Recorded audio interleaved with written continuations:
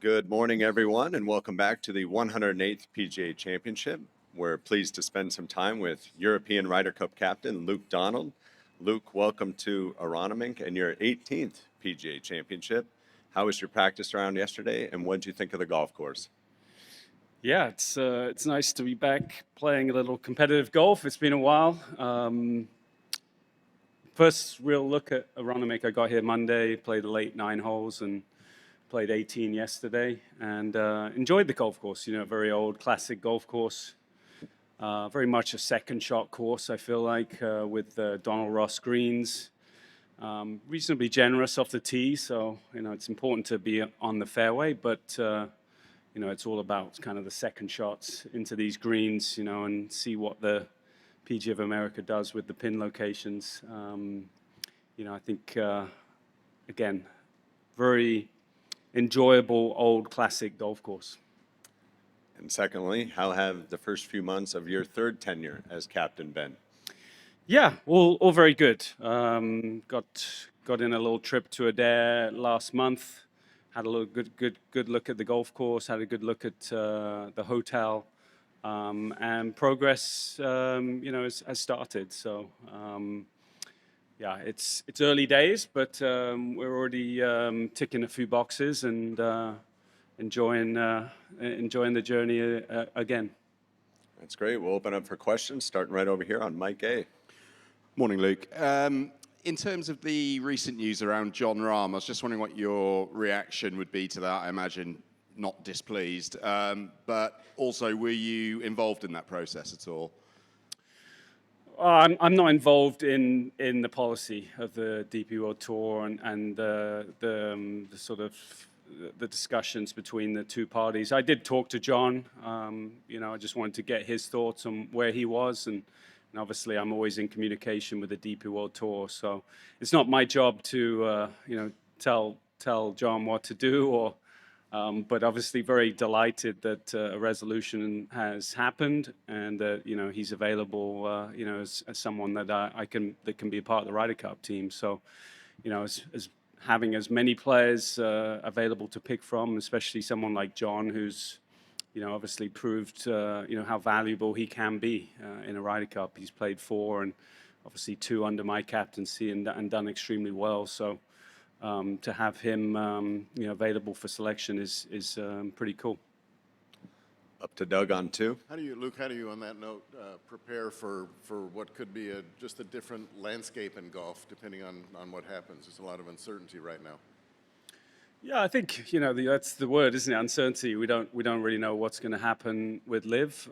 So you obviously you have to think about that in terms of qualification criteria. We don't have to announce that till sort of late-ish summer, mid to late summer. So again, the next few months we'll just wait and see. And you know, I don't try and make decisions on things that are unknown. So I'm going to try and make decisions on things that I know will happen and what we can control. So I'm not worried about it too much right now. I think I'm very have a lot of faith in Eduardo in terms of getting the right qualification criteria, making sure that we get the strongest 6, and then, you know, obviously I can implement and pick the next 6 to complement those players. Juan on A. As an American and a European myself, no, I have a hard time sometimes explaining to the Americans what unites the European team. No, I mean, it's not that people have flags, European Union flags outside their houses. It's not that they know the European Union anthem. So is it like feeling like a family around the European Tour? Is the sense that there's a common rival? What is it? Yeah, the Ryder Cup has a deep history. You know, I think certainly if I look at myself as a junior player going up and wanting to be a professional golfer, the Ryder Cup was something that ignited something in me when I was a kid. You know, I watched it. I think as golf fans, we're always drawn to it because it's so different to everything else we have in the game in terms of match play, in terms of that rivalry.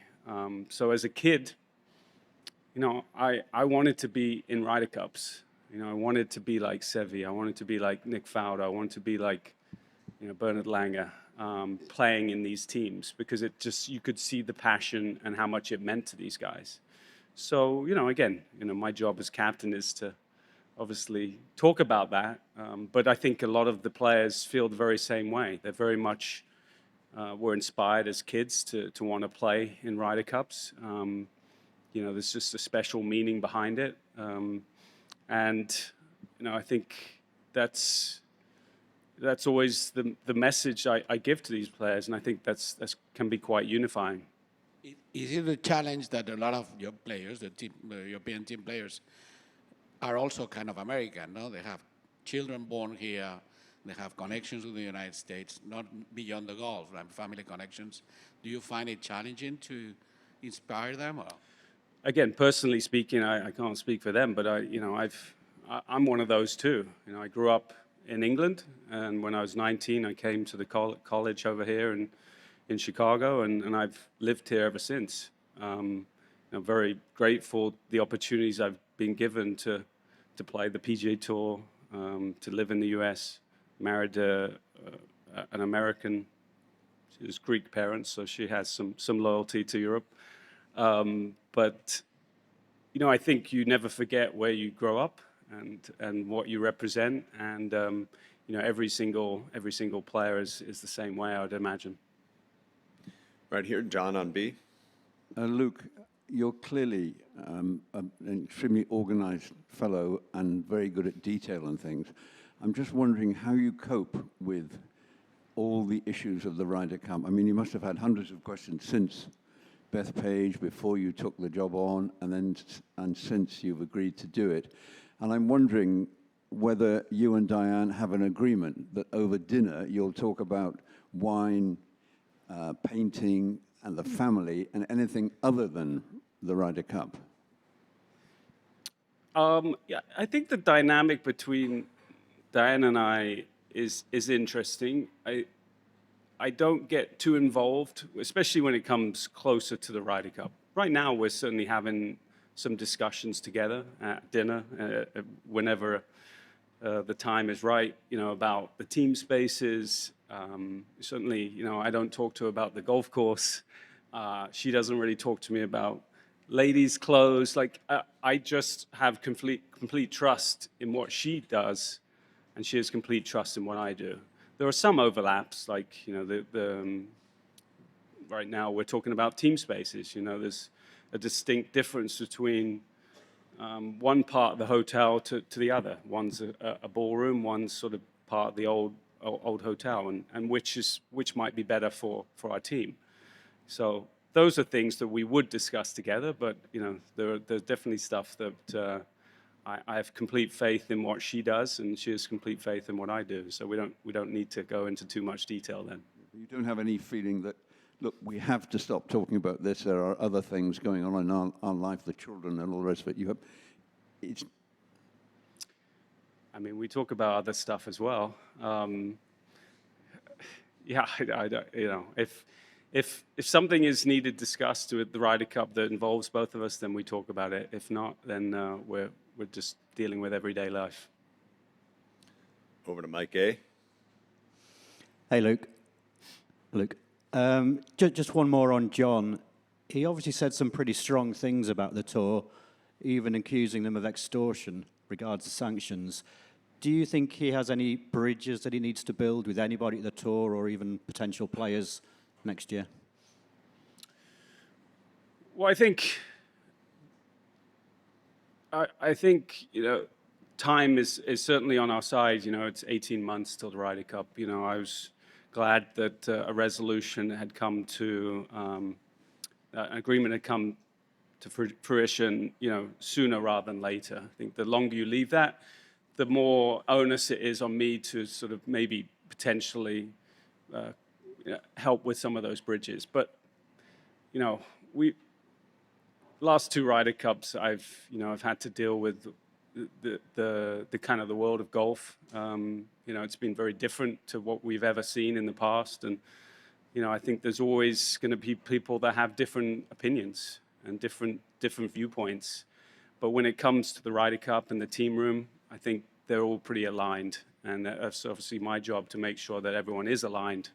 You know, I like to use the phrase, even brothers fight sometimes, you know, but deep down they love each other, and you know, the mission is pretty clear when we play a Ryder Cup, and that's to win. And they understand that putting those feelings, those egos of different personal things to one side is important if you're gonna be successful. So I don't have any real qualms or issues that you know, that the team room won't be unified. Alex on B. Luke, can you give a quick assessment of the course of the Darren Manor and what kind of player it may or may not suit? Yeah, it's a beautiful Tom Fazio, looks really pretty golf course, parkland. A decent amount of space there. You know, it's not necessarily narrow. They did a regrassing this last summer for the option to potentially grow rough if we want to and narrow some of the fairways. But it's just a beautiful parkland course, you know, in the south west of Ireland. You know, a 5-star manor house that has a lot of history, and you know, I think it will be a tremendous venue for a Ryder Cup. It's, you know, it's not a typical Irish links course by any means, but it's certainly you know, a very good good golf course.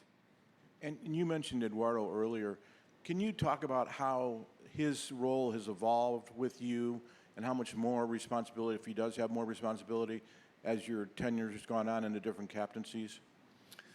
I don't think his role has evolved other than he's evolving with the, you know, how technology is changing, you know, since 2023. I think he's just getting sharper at what he's doing in terms of how he sees data, how he can use data, you know, and I think I have, again, talking with Jon about me and my wife, you know, I have, again, complete faith in Eduardo. I'm not, you know, constantly checking in on him, but, you know, we're definitely talking a lot about what we could do differently from Ryder Cup to Ryder Cup, how we're going to give ourselves, you know, a slight edge. And, you know, some of that is through statistics, some of that is through the numbers, through the golf course, you know, and I think, you know, I don't think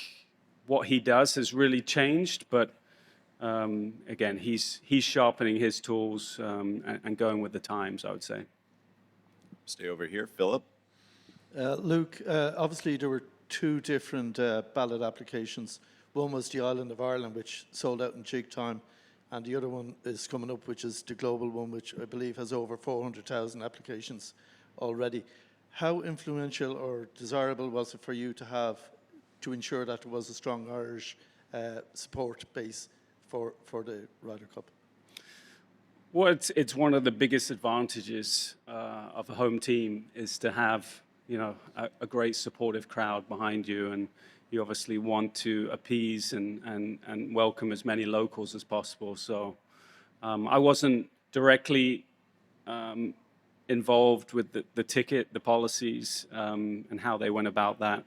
But, you know, I think Ryder Cup Europe have been doing this enough time to understand that you want to include the locals as much as possible. And they've certainly done that with those initiatives that you've talked about.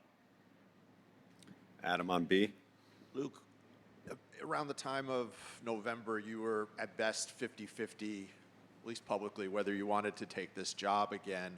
What was the determining factor? Is there some conversations you had that stood out that helped you decide you wanted to go another time? Yeah, I think that Sunday night, I've said it before maybe a few times, I'm not sure if I've said it publicly, but Sunday night of New York, you know, I thought that was my time as captain. You know, very fortunate to be able to do it twice and to be a winning captain home and away. I think you always dream of something like that happening, and it happened. And you know, I felt very good about that.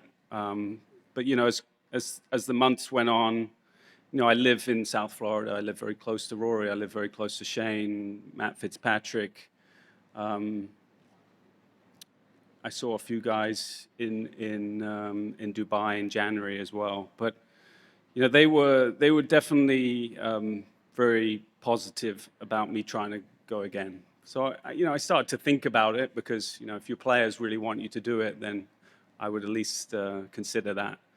And then I really wanted to talk to my family, and it is a little bit of a burden on a family. My oldest daughter is 16. She's in 2 years' time. She'll be going to college, and I knew if I took this job on that there'd be more time away than if I didn't. And so that was a consideration, but it's been a hugely positive experience for my family. The winning helps, but they've enjoyed some of the moments, especially the weeks of the Ryder Cup. It's been great for my family, so they were very much behind it. And I think the last factor for me was just having a Ryder Cup where it was in Ireland, a home Ryder Cup with, I've got to play a lot of golf in Ireland over the years, and the welcome you always get from these people is pretty incredible. And I think we can create a great environment for the Ryder Cup, and one that it truly deserves. And I think it'll be a nice way